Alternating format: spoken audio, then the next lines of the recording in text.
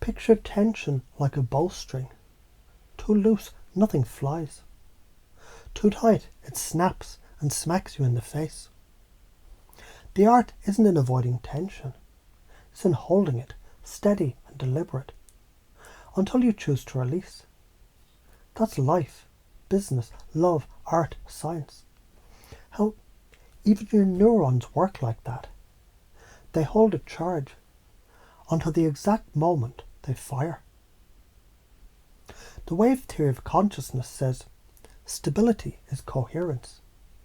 Coherence, it's constructive interference. Waves amplify each other instead of cancelling out.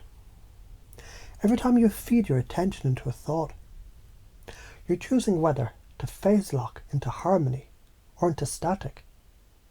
Harmonic inversion. That's you taking an incoming mess of chaos and flipping it, so it fuels you instead of frying you. You're the observer, collapsing the probability field into a shape you can actually use. Think of it like tuning a guitar. Incoherence, so when two strings are just off enough to make your teeth itch. Coherence is when they sing together and the whole room vibrates. And the king, he doesn't waste time throwing matches to prove he can start fire. He builds something worth defending, so the fire never has to be lit. Here's the kicker. Most people, they're hooked on drama because they think peace means boredom. That's like saying you don't want a fully charged phone because you miss the thrill of hunting for an outlet. Without drama, you've got energy to do things worth talking about, instead of just talking about the things you survived. They'll think I don't care. No, caring doesn't mean setting yourself on fire to keep someone else warm. But if I stop, I'll be invisible. If being seen means you have to cause a scene, you're paying the cheapest price for visibility, and it's never worth it. Stop clipping your own damn wings. You already know how to fly. You've done it in small ways. Every time you choose curiosity over fear, action over procrastination, creation over consumption. Now it's about doing it in the direction that actually pulls at your gut, even if nobody else gets it. Neurologically, your brain wires to a lived experience, not lectures. Dopamine spikes. They're the brain's bookmark this feature. Kill your own why. Stop asking, stop exploring. And you're pruning away the very pathway that could have made you brilliant. Starve curiosity long enough, and you breed compliance instead of genius. And the karmic cost isn't mystical punishment. It's straight cause and effect, dull minds, stagnant culture, innovation debt spiral. Feed curiosity and you get the opposite. Neural flexibility, adaptable problem solvers, civilizations that thrive instead of calcify. Now why don't you already do this all the time? Fear. Fear of people's reactions.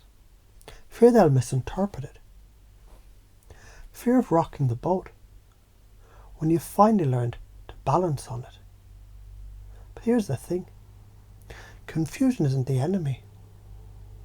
Confusion cracks the rigid frame that your brain built around an old belief. That crack is the opening where a better idea can slip in and take root. You've been stuck in patterns, we all have, that drain you like apps running in the background. Over-explaining yourself to win approval. Fighting battles you don't believe in, just because you're already invested in them.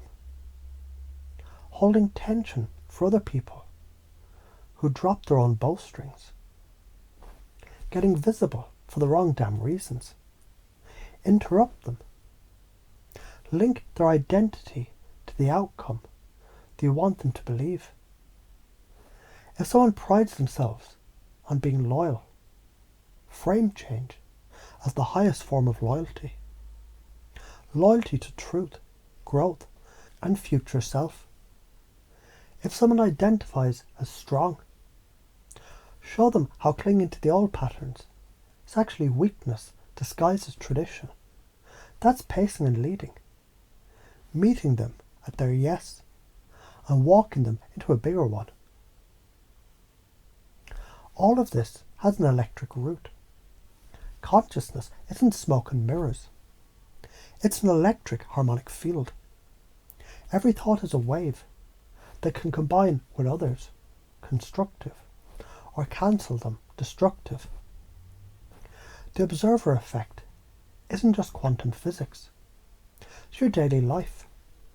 Observation stabilizes geometry. Truth strengthens it. Belief adds harmonics. Coherence builds mass. Mass gives time its illusion of flow. Which means, and here's your install. Every time you choose coherence over chaos, every time you feed curiosity over compliance, every time you hold tension deliberately, instead of reacting like a twitch, you're not just being disciplined, you're literally engineering the geometry of your future reality. So here's your command set, buried in deep. Hold tension, not forever, just long enough to aim. Tune your waves. Anything that makes you hum with life. It's constructive interference. Keep it. Static, cut it. Stop paying for cheap visibility. Build something that stands, whether anyone's looking or not. Feed curiosity daily. Every 5 minutes. That's how you keep the neural soil fertile. Interrupt the loops that drain you and reframe them so they serve you. Act before you feel ready. Ready is a side effect of doing.